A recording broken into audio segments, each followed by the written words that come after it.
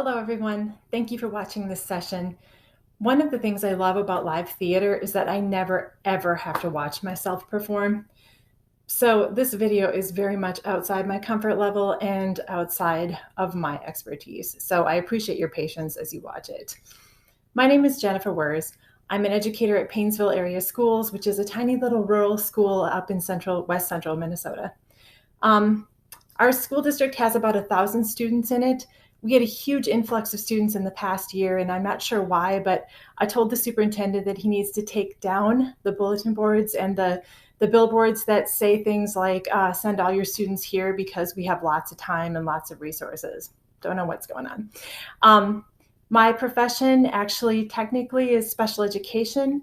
I have licenses in specific learning disabilities and in autism spectrum disorders. But I've also been working in teaching social emotional learning classes. Also, I've been working on grant writing and some other projects for the district. And this past year, I had the great fortune to be able to teach a middle school theater class. I have a specific love of theater and have been involved in teaching and directing children's theater since 2010 when I became involved in our community theater with my children as kind of just a hobby and a sideline. I started teaching in Painesville in 2010 as well, so it was a nice way for me to get to know the community.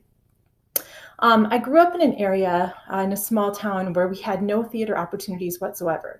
So getting involved in a small community that had a thriving theater department, both in the community and in the school, was a great privilege, and I'm very excited to be part of that and to be able to continue that legacy at Painesville. Getting involved with my kids really lit a fire for me and helped me find an enthusiasm that I never knew that I would have. So I'd always been an enthusiastic audience member, but found that I also had a passion not only for acting, but for directing, writing, and producing. And I've been involved in children's theater ever since that time. In 2014, a colleague and I wrote a grant and got some funding so that we could start a theater project in the summer, specifically for students who maybe didn't have access typically to theater opportunities. And we were thinking about kids who had economic barriers or other opportunities that had been taken away or just weren't available to them for various reasons. So our goals were to include students in the theater experience themselves, of theater education and performance, but also to allow them to experience professional theater and giving them some exposure to that. So both my colleague and I love Chanhassen Dinner Theater. So part of our grant was to write in theater tickets for all of our students so they could go down and experience Chanhassen's professional performance of Disney's The Little Mermaid. For some of our students, this was their first experience ever seeing a professional production. For others, and this might surprise some of you, it was their first trip to the metro area. So we, as part of our summer theater experience, not only worked with them on a performance of their own, but we pre-taught them some things about theater vocabulary, about dinner etiquette, and about what that meant, about expectations for attending a live performance. And then we went down and we were able to tour Chanhassen. We did the backstage tour. We met with a couple of actors. We got to learn about the production process. We had just an all-around amazing day. And after that experience, the kids did some writing. They reflected on their experience. They wrote reviews of the show. They did some comparing and contrasting between the cartoon that most of them were familiar with and the live performance. And they wrote thank you notes to the people who helped us down at Chanhassen. Giving students a chance to perform was also very eye-opening, not only for them, but for us. About 75% of our participants in that first summer had never participated in a live production. So the process of rehearsing, memorizing, and performing a show in 1 week was new and exciting. The experience was very well received. We continued this activity for the following 2 years. And then we expanded. We got a little crazy and decided, hey, if we can do a play, could we do a musical in a week? So we rewrote our grant and increased the learning components in it, looking at literacy components, looking at musical elements, and looking at some other ways that we could include students in activities and experiences, and new ways to involve professionals as well. Last year, we were able to include a different experience for them completely. We took our performers to see a production of The Penguin Project at Northern Stars Children's Theater. And if you're unfamiliar with this, as I was, this is a fantastic model of inclusion. What the Penguin Project does is it pairs students with disabilities with non-disabled students as mentors. And they rehearse over several months and perform a children's musical using only students with disabilities as the lead parts. And then their mentors participate with them on stage, but they don't do any of the actual performing or any of the speaking parts or singing parts. I have a link to their website on the handout that I've provided. So two things struck me about this experience. One was the production was very good. They did Disney's Aladdin Jr., and the performers just glowed in their experiences. The performing was joyful and full of life. The performance was just absolutely delightful, and we enjoyed it very much. The other thing that really struck me was the students that we took to the performance, and some of them had been with us previously and gone to Chanhassen and Theater La Hamadou and seen professional performances. But our students said that they absolutely loved this experience. And they said, please, can we go back next year? We want to go back and see another performance of the Penguin Project. And it absolutely touched my heart because they felt this performance was worthy of their time and their energy and their love. And I just absolutely appreciated that they saw the importance of this. This was impactful to them. It was as important to them as seeing a professional performance. So this brings me to my topic: equity, access, and inclusion in theater. And as you can probably tell from my introduction, this is a passion for me. But I also think it's a no-brainer for all of us. As arts leaders, it's a natural extension for us, right? If you think about yourself as an artist for a moment, what is it about art or music, dance, or theater that you love the most? And I'd be willing to guess that it's not strict rules or cookie cutter design. It's not that one size fits all. It's a creativity, right? It's honoring individuality and freedom of expression. And this is an ancient idea. Aristotle said, the aim of art is not to represent the outward appearance of things, but their inward significance. Sorry. We create to express ourselves, and it's so important that we tap into that creativity. Einstein said creativity is the intelligence having fun. And there's more and more research out there that supports the importance of this. And it's not just for our gifted and talented students. It's not just for districts that have a high tax base. And it's not just for students without socioeconomic barriers. Art is for everyone. There are so many directions we could go today with this presentation, but I want to focus on the areas of access in theater for students with challenges related to both disability and or mental health, because these are two areas in which I feel like I have some background that I can share. The image at the top of your handout is a stock image that we used in a program for an original student work last year called Mental Health, Are You Crazy? We did a week-long student workshop that included gatekeeper training in common mental health challenges for teens. We brainstormed on themes and messages that we wanted to use for peer education. Then we created vignettes to educate about typical mental health challenges. And I want to show you the shirt that we used. Here's our image. Some of our students actually created this shirt.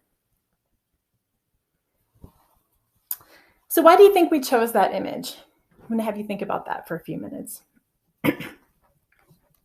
Students who participated in our theater project were all volunteers. We did a 1 week-long workshop at no cost. It was funded by Prairie Care Child and Family Fund, who has sponsored several of our mental health initiatives in our district over 1 year, starting in 2018. And we just found out actually 2 weeks ago that we were awarded another grant for this next year. So we're very excited about that. Our grant also included meals and transportation. So we were able to, again, remove that socioeconomic barrier for our participants. And one of the things that we wanted to do was ensure that our students had access if they were interested. So if there were any other issues that would prevent them from participating in the project, we wanted to make sure we headed those off. We also wanted to be aware of the fact that we were likely to attract students to our project who maybe had some personal experience with some of the topics. This was not an expectation or a requirement, and no one was asked to self-disclose about mental health challenges. We just knew that there was a chance that that would be a possibility. So the hands on the logo were an important message for us of inclusion. So they're all participating. If you look at the picture again, the logo, they're all participating in a unique way. They all add something to the picture, and the logo would be incomplete without them. They're all reaching up. They're all reaching for the same goal. And the picture, the logo itself is richer because each one is there. Sometimes our students self-select out of opportunities or performances because of mental health challenges. Most typically, these are anxiety-related disorders, but it can be because of depression or other mental health concerns. There's a principle called universal design that can be used to help foster a welcoming environment in classrooms and on stage. And the idea of universal design is to create an environment or an experience that removes barriers ahead of time so that access is easier for everyone. And we're going to get into a little bit of that later on in this presentation. In my middle school theater class, we have a mantra: theater skills are life skills. And I make them say that every day till we get to the point where I say theater skills are, and they say life skills. One of the things we do every single day, in addition to the mantra, and actually we do this in every class I teach, whether it's theater or something else, is breathe. And here's why. There are many, many tools for calming and relaxation. There are as many tools as there are for triggers for anxiety. Each person needs to find what tools work best for them. But there's one tool that is almost guaranteed to work every time. I don't want to get sued, so I'm not going to say 100%. But the one thing that is almost guaranteed to work every time is breath control. And the science behind that is that our brains are wired to respond to threat by increasing our breath, increasing our blood pressure, and increasing our heart rate so we can escape when we need to. And you know this as the fight or flight syndrome, or fight or flight response. It's located in the amygdala of the brain, which is a little tiny part of the brain. And if you're interested, this is a very good response to have if you're being chased by a saber-toothed tiger, right? So a threat is posed, and our breath, our blood pressure, and our heart rate increase so that we can fight or we can run away. And that's a really good thing. But in our society, the culture that we live in now, the problem that we're facing is that we continue to have this elevated amygdala response at times when we don't truly need it to save our lives. We have this spike when we face a deadline at work, or when the traffic is bad, or when we get into an argument with someone. Students sometimes feel this way before they have to talk to us or before they take a test. This once life-giving and saving response has the unfortunate side effect of shutting down the prefrontal cortex, which is located here, the part that helps us make good decisions, and it interrupts the communication between the good decision-making and the memory center. So when we're upset, we get confused, we make bad decisions. Sound familiar? The other thing is this can lead to chronic stress problems. And I don't need to tell you, Our culture suffers from what? High blood pressure, anxiety-related problems with heart issues, diabetes, glucose control problems. A lot of metabolic issues can be traced back to some of these over responses of the amygdala. So what can we do? Again, one thing almost guaranteed to help us is deep, controlled breathing. And that helps us regulate that response and take control back. It lowers the heart rate, it reduces our blood pressure, and best of all, it helps clear out the foggy thinking. This is a skill, and like any skill, it can be learned and it can be practiced. And so I require my students to learn it and to practice it, because theater skills are, say it with me, life skills. We can do this for stage fright and audition anxiety, but honestly, we can do it for life, and that's more important than anything else. Other things we teach in my class, we teach power poses, we work on positive visualization, we talk about gratitude and the importance of that. But controlled breathing is something that we literally practice in class every single day. And hey, if it doesn't help them, it helps me, gives me 2 minutes of quiet in my classroom, an opportunity to slow down and to breathe and to just be focused for a couple of minutes. Including students with disabilities is another area that's near and dear to my heart. Because this is such a wide-ranging topic, I'm going to start with some definitions, and then we'll share some strategies that might help with a variety of scenarios. So years ago, I was at a presentation when I heard someone say, "We are all temporarily non-disabled." Ooh, that really struck me. Now think about that for a minute. First of all, that means that just because I don't have a specific disability now doesn't mean that I won't at some point. Second, we all have abilities and disabilities, depending on the environment. Now, most of us gravitate toward environments in which our disabilities are least noticeable, which is why you won't find me playing sports that require eye-hand coordination. No, not my jam. In my family, I had a child who had perfect 20/20 vision until the age of 14. And then a rare genetic condition previously unknown to us created a permanent visual impairment in her. My daughter is now 21. She graduated from University of Minnesota Morris on Saturday. We actually had commencement in my living room with Barack Obama as our speaker. Very cool, by the way. She lives a successful life as a person with visual impairment, and she's taught me a lot about the range of issues that people with vision loss encounter, things we really hadn't thought about when this wasn't part of our lives. When considering access for people with vision issues, you have to think very individually about the person. Because again, vision impairment, like any other disability, occurs on a continuum. So first and foremost, if I'm thinking about theater, I want to think about being welcoming, and I want to think about being inviting. So it's important that we offer first and not make it the responsibility of our students or our participants to ask for accommodations.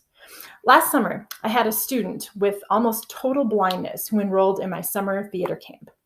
And it was a school-based camp through community education. So his parents were familiar with school-based programming. So they actually beat me to the punch, contacted the school and said, "Hey, can you get a copy of the script translated into Braille?" Great. I was very happy that they contacted us, and we were able to do that ahead of the audition process. So I don't believe in precasting. We did not do that at all, but we did accommodate by making sure that he had the full script provided to him ahead of time so he could read through the script before the audition. So he read it in advance, had an accessible copy, and then we proceeded with the audition just like we did with everybody else. Blocking was very, very intentional and specific, which was a good lesson for all of us. And as a director, it made me be very intentional and very organized in my 1-week camp. Never a bad thing. And it was an excellent learning opportunity for my young actors, many of whom had never been in theater camp before, to understand why blocking is important and why precise set placement is important. So we did spiking very early. We made sure that the kids understood what that was for, not just for the student, but why it's important that you follow directions and that you follow through on what your responsibilities are as a member of the cast. And then with theater camp, a lot of times our cast members are also crew members, why they need to do what they said they were going to do and do it the same way every time. We assigned an acting partner to this student. And she assisted him with entrances and exits.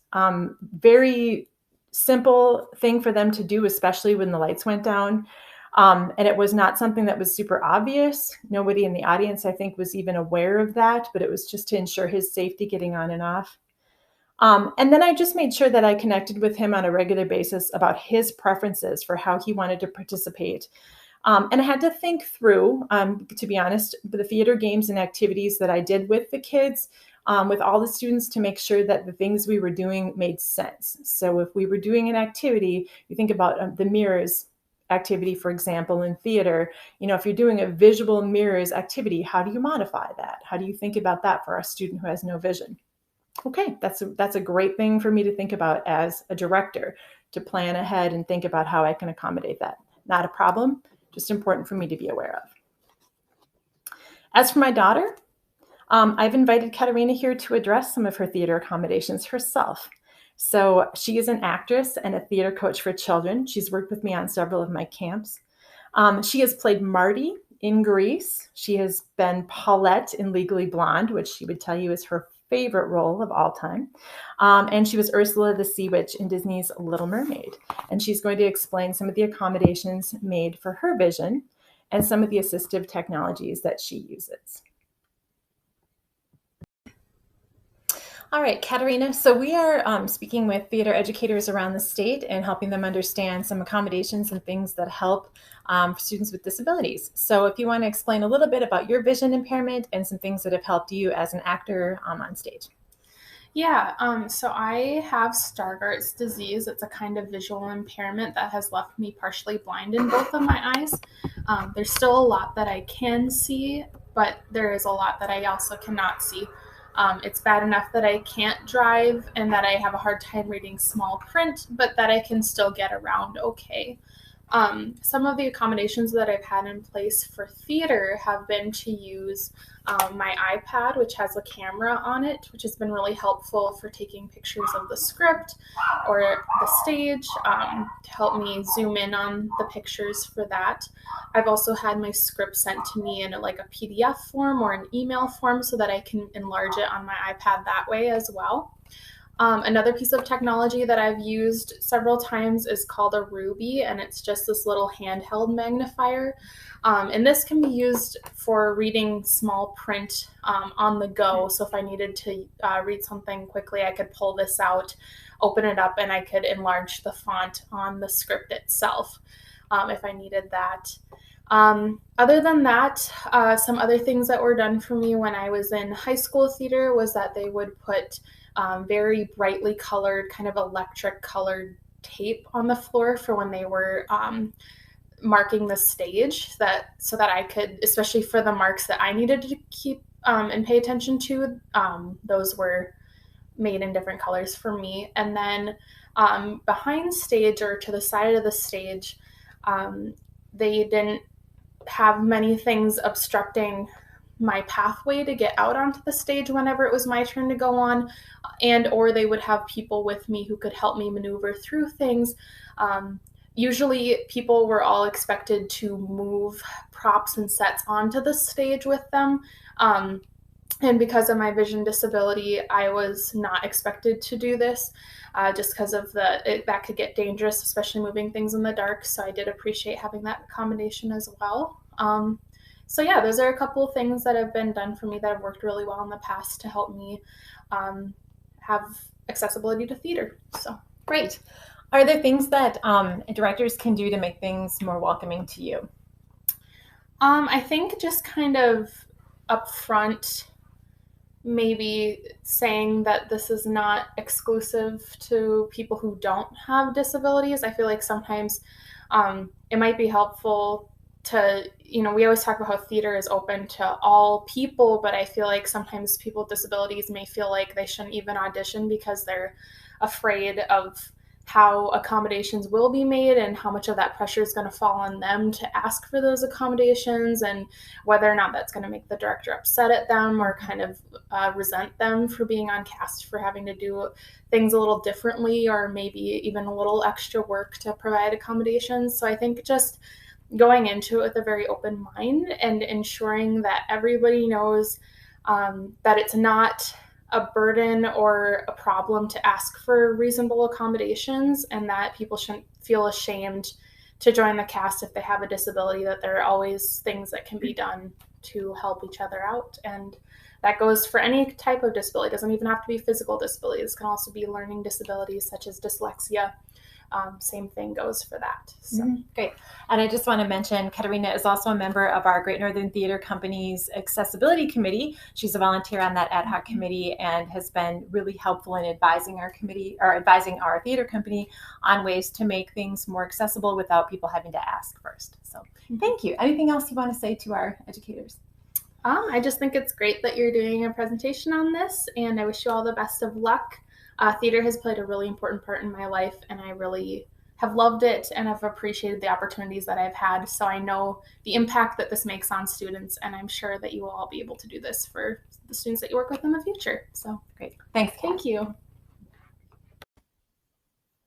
Another low incidence disability is Down syndrome. Sometimes, because there are some common features associated with Down syndrome, people will assume that students with this disability have similar personalities or similar interests. And this is actually very untrue.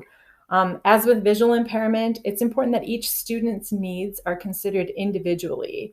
There's a spectrum, again, of abilities that exist within Down syndrome and a wide spectrum of personalities.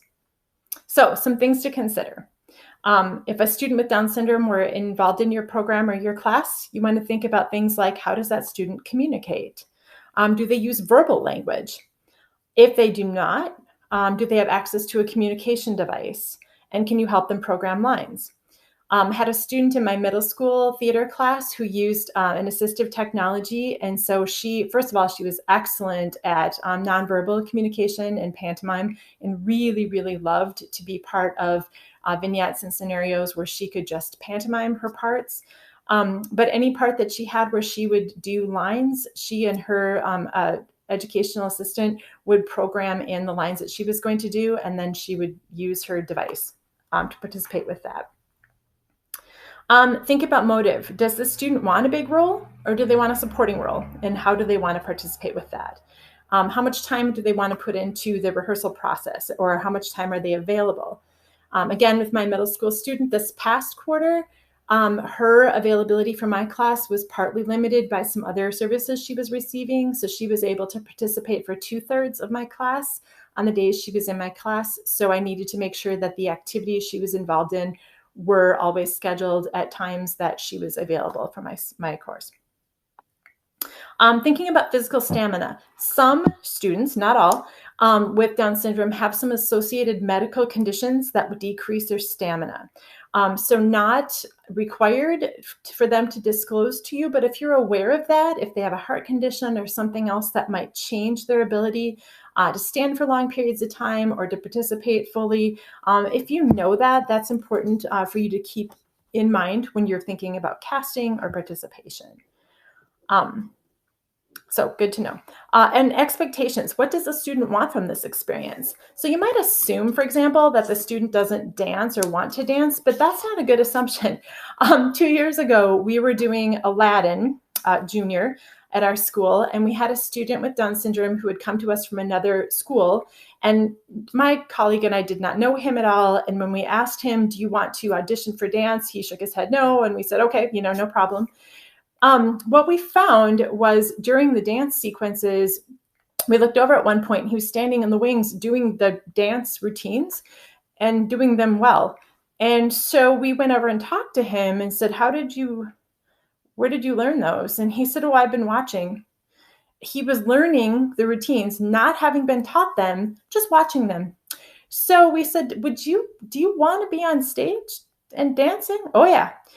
Okay, our mistake. So we made an assumption. Now, granted, kids don't audition for something. It's hard to know if they want to do it or not. But I think we were a little too quick, to be honest with you, too quick to jump in and make that assumption. Oh, he didn't audition. He doesn't want to do it. It was really fun to see him, though, smoke a couple of the other kids who had auditioned, and he was quicker to pick up on it than some of them. I think he was just shy, and obviously first time in theater, so it was very fun to see him take off with our dance.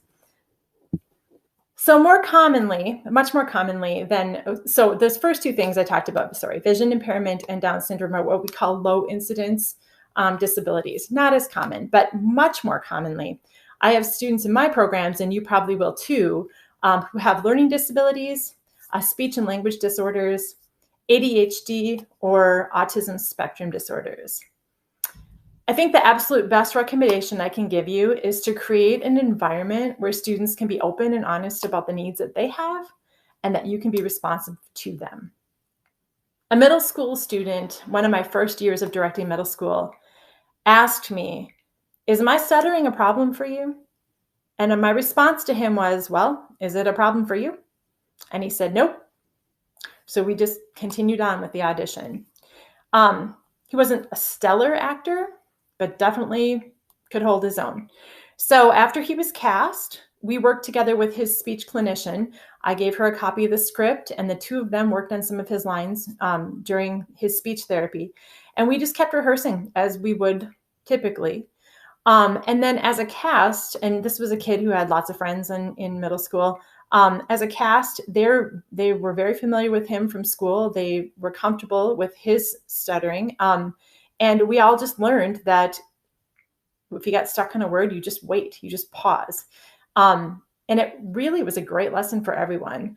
It didn't seem to cause any discomfort for people. It didn't seem to create any barriers for the audience or for the cast. And even if it had, what harm is there in that? He did very well with the show.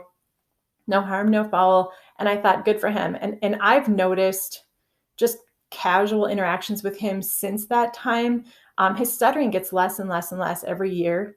I don't know if theater has anything to do with that or not, but I can't help but think that the more experience and the more confidence that he has, the better that probably is for him. I don't know, because I don't know the research behind that. And when I've talked to speech clinicians, they say that the research on stuttering is kind of all over the place in terms of cause and treatment. But he did a great job, and I just think it's wonderful that he loves theater. I think it's wonderful when any student loves theater. I mentioned before that many of our students' needs can be met using universal design principles. Again, universal design means creating an environment that lowers the barriers for access right from the beginning. So we try to set up the environment, set up the activity for access, giving as much advantage as we can to as many people as possible. So how do we do that?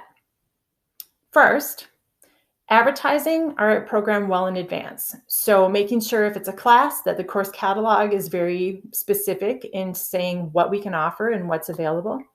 If it's an audition process or a community ed program or a summer opportunity, that we include language in the description about accessibility.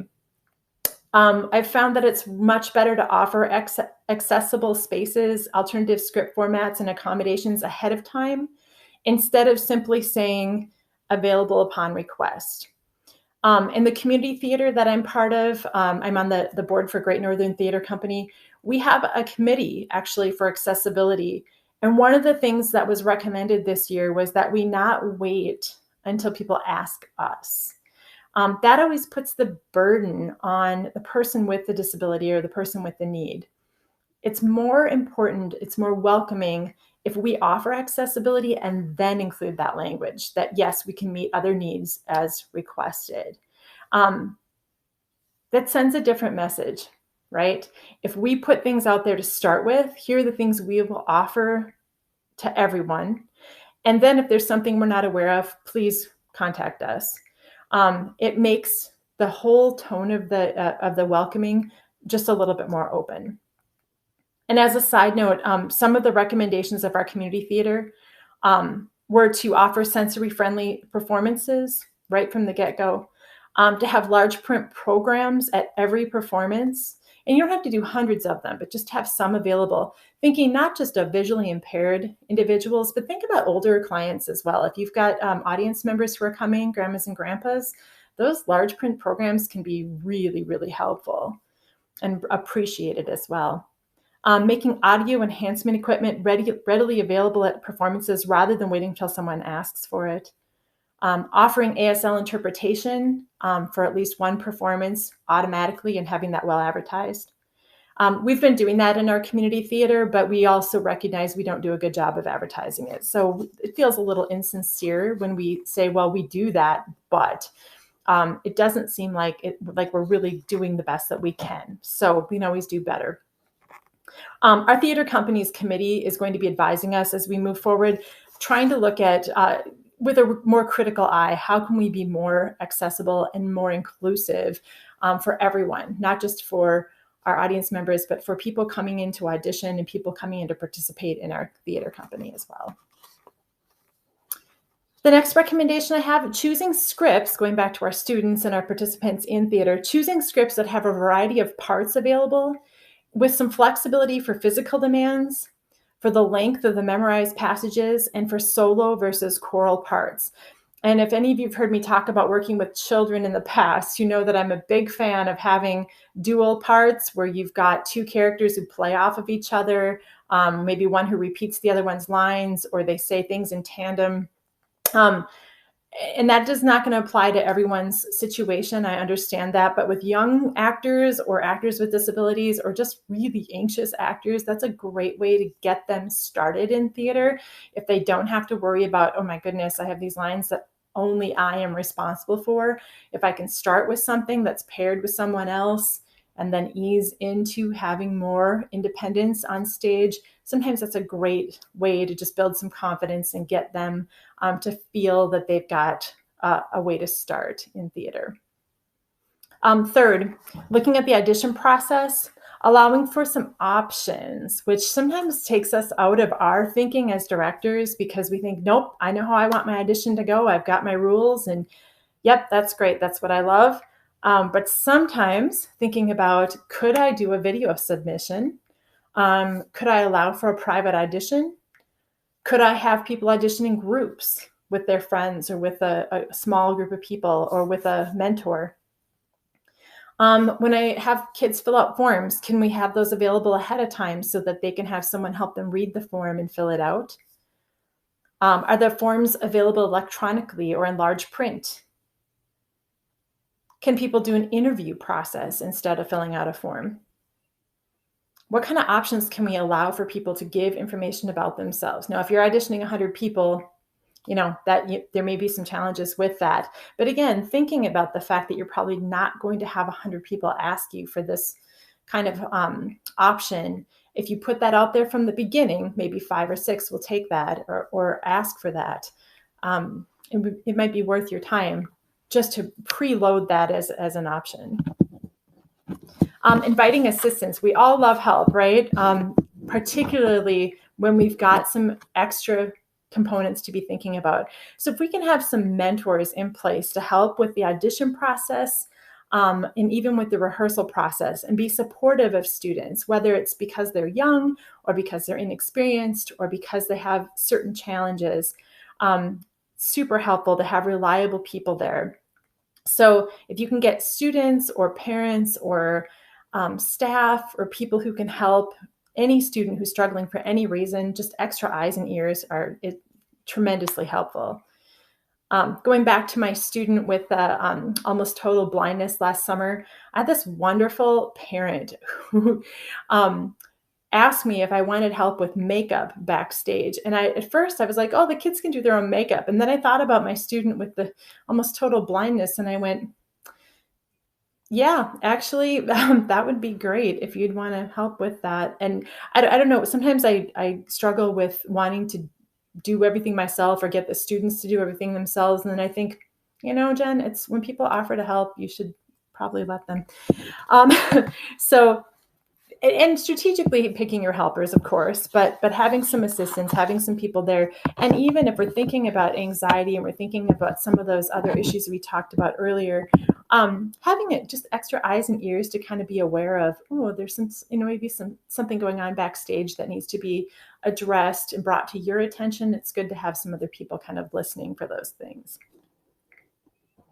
When we're casting, thinking about how students with learning disabilities or attention problems work with other cast members, that's going to be an important consideration. So thinking about how students cue off of one another, what kind of visual supports you can include in the environment, either on stage or backstage, to best help them.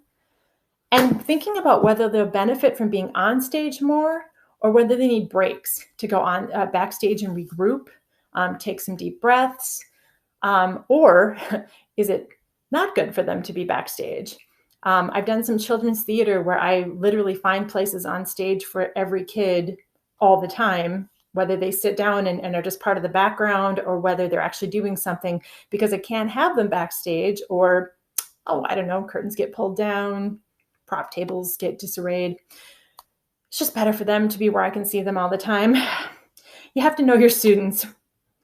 For some students, it is better for them to be able to walk off stage, take a deep breath, do some of that centering breathing, maybe touch base with one of your volunteers, take a glance at their script just to reassure themselves, and then come back.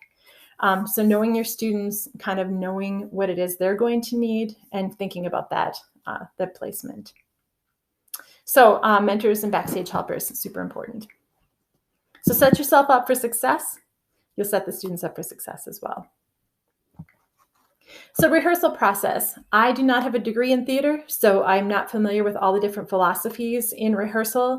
I can only speak to my experience working with younger students and middle school students, and then working with students who have various disabilities and challenges. I have found that blocking immediately is really important. So we read through it one time and then we're on our feet and we're blocking.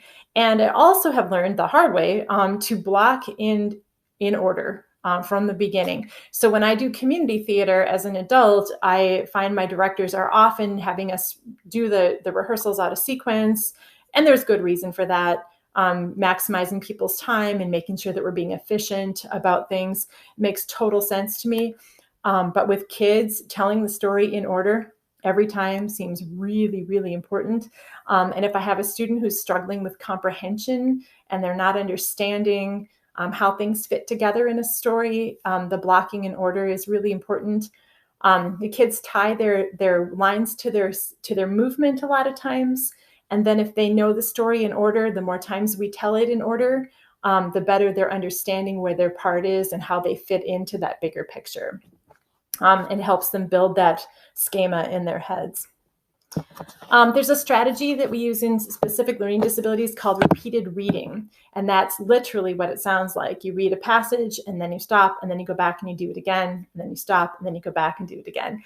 And so when I'm rehearsing with a student who's struggling with their reading, and I've had some students with pretty significant reading disabilities, but they tend to memorize well as a compensatory strategy. I have them do repeated reading strategy in tiny, tiny little chunks. So we will take little bits, both their lines and the cue lines, and we'll go over them and over them and over them in tiny little chunks until that part gets to be very, very automatic for them. And then we move on to the next section after that. And again, doing that in order for them until they feel comfortable. And again, that's where I use my helpers and my mentors. I'll take my older students and say, I know this is not going to be fun for you because it's going to be a little boring for you, but this is really important. I want you to take this seriously. You're going to do lines and cue lines with the student, and we're going to do the same 6 lines over and over and over and over again. When you've got that mastered, then we'll move to the next piece. And that's worked really well. A lot of times my students with severe learning disabilities are memorized before everybody else because that's the way they function in the world. So it's been a good learning strategy for me too. Clarifying things. So another thing, and this is true for students with disabilities. It is true for young students. It is true for our language learners. Idioms, double meanings, and cultural references need to be clarified. And sometimes it's even an age thing. It's something that you and I might know as adults, and some double meaning to something, and we think it's funny, and the kids are rehearsing it and they're not saying it right, and you think, what's going on here? And finally they'll say to you, why is that funny? Oh, let me go back and explain that. We did a show a couple of years ago called Witches versus Princesses, and one of the characters said, oh, that witch, she's having you for dinner. And the princess goes, oh, goody. And the girls just weren't, it was flat every time they did it. And I was laughing out loud at the line, but they weren't getting it. Finally, we explained, she's having you for dinner. She's inviting you for dinner, or she's having you for dinner. Oh, that's funny. So sometimes you have to be very, very explicit in your teaching. But even more so with, like I said, idioms, cultural references, age things. Before the pandemic, we were supposed to be doing something about not even social media, some internet stuff that was referencing things that were pre-Google. And the kids were not picking up on any of they didn't understand why some of the references were funny. And so my colleague and I just kept going, okay, this is really dating us, but here we go. Explaining. And that helps, again, that helps everybody, and that just makes their lines funnier. I'm sure I'm telling you things you already know. I apologize.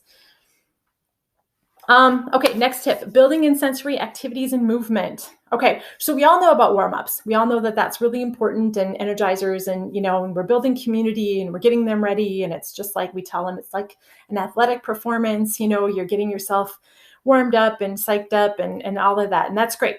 But when I have students, particularly students who have extra motor issues, maybe some sensory issues, I have to plan for their breaks. And so I would love to rehearse for an hour and a half straight through, but I know better than that.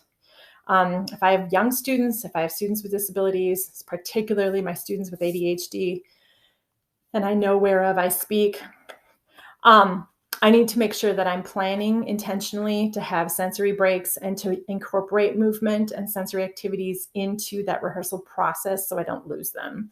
And I need to maximize the time that I have them and maximize their focus. And then my restart after each one of those then to get back in to the rehearsal is the breathing. Okay, so after movement breaks and sensory, we breathe and then we restart. Finally, don't underestimate your students. Let them try new things, let them explore, remind them, this is so, so, so important because I've struggled with kids who come in and who are naturally talented, drive me crazy.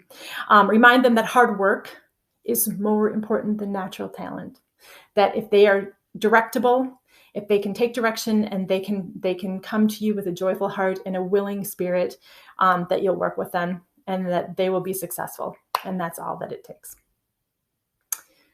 Theater skills are life skills.